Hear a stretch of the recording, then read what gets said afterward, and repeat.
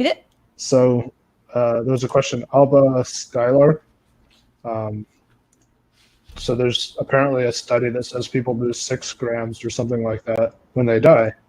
Is that evidence of a soul, I guess, basically? Okay.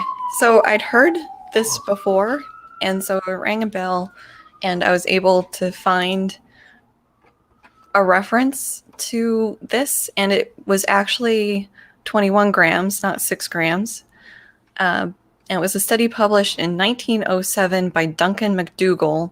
And yes, I'm looking at the Wikipedia page. So it goes. Who was in Massachusetts. He hypothesized that the souls have a physical weight. And so you get a cadaver or you get a person who's just died, weigh them, and you should see like a little release of some weight as they die. And that's their spirit leaving their body. And yeah, so in the publication, I guess there were 6 patients that he weighed when they died, and one of them lost 21 grams at some point in this death process. And from that, apparently, it was published that the soul has a weight of 21 grams. And I mean, it's something I heard probably on the History Channel when we were in high school in one of those like Bible whatever TV shows. And yeah, so the fact that the guy measured corpses or people who died, which then turned into corpses, and found a 21 gram difference in that death process, like that's noise. Like the conversion, so 28 grams is an ounce. There's 16 ounces, I believe, in a pound. Can I do it like a physicist? Do it like a physicist. All right. So the average person weighs 100 kilograms, say. And he's measuring, say, 10 grams. 21. Whatever. As a physicist, we do order of magnitude. So he's measuring a part per million almost of a change, which is negligible. I mean, in 19 whatever, I doubt you could actually do that. Yeah. They certainly didn't have digital scales back then. Wow. So your average digital scale can't do it, even today. Mine can weigh 20 grams. Yeah, but it can't weigh 100 kilograms. The difference in 20 grams. Fair. Yeah. So, I mean, the research is suspect. The Wikipedia mentioned him maybe piloting. I didn't read super deep, but piloting with like dogs, and so having to kill the dogs to see like, can I get a difference in weight? But then, maybe dogs don't have souls, so do it on humans. So it's very suspect, and to me, it's in the noise. Yeah. Okay. What I think you should do now is give your argument against the soul. You've given it before, but you can repeat it. The video one? The like why I'm an atheist one? Basically. Okay. So the thing my husband is alluding to is some people come into atheism through a religious path.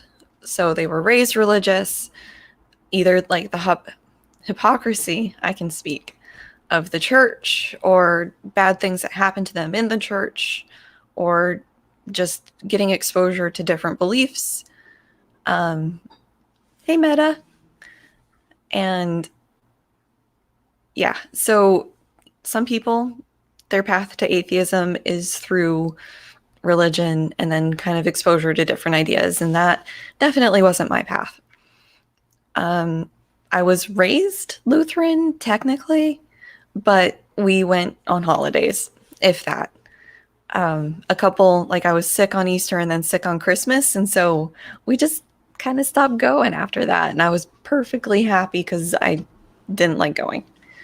So not the strictest religious upbringing.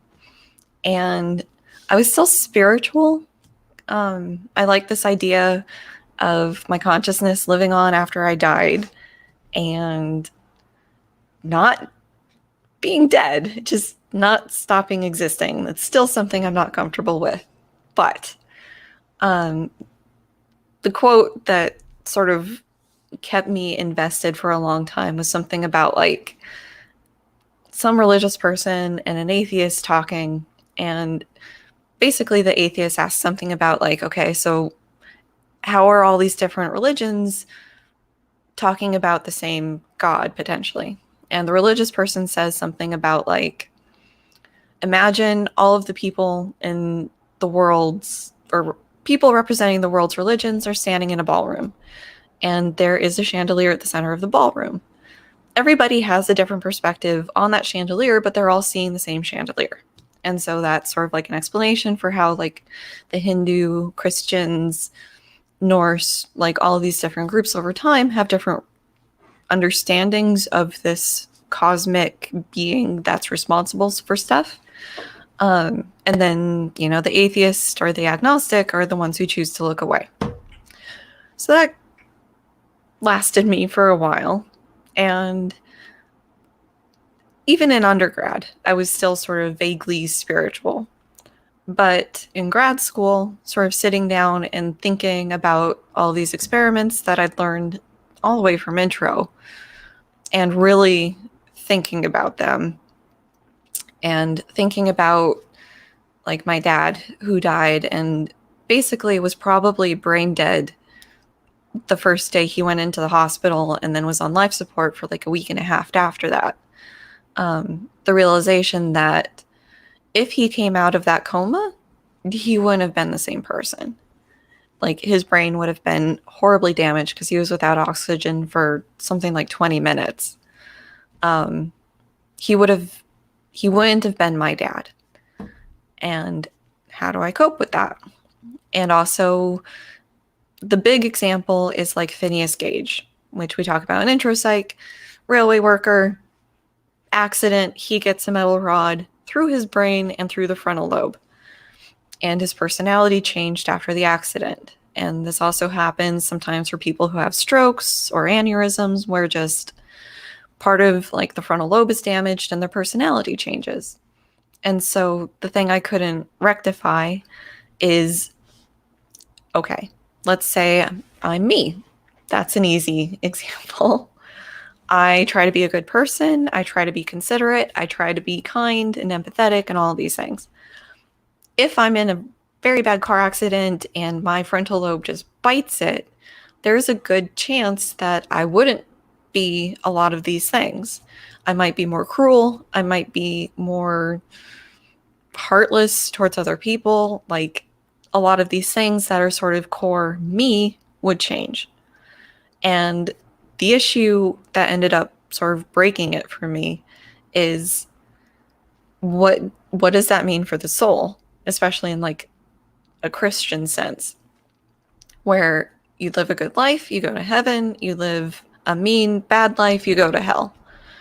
So the person had been good for most of their life, doing the good, godly things, and then freak accident happens, and now they're just a mean curmudgeon of a person. Where does their soul go when they die? Does it go to heaven because most of their life was good and it's not their fault that their brain got messed up? Or do they go to hell because, you know, the end of their life is full of that mean, awful behavior? And for a little bit, it was like, okay, maybe like the soul isn't necessarily tied to a person's personality. So there was a good soul, and then in the accident that went on, and then you get a bad soul, but then it's like, what am I even doing? There's a lot of not parsimonious hoop jumping going on here to try to make this work.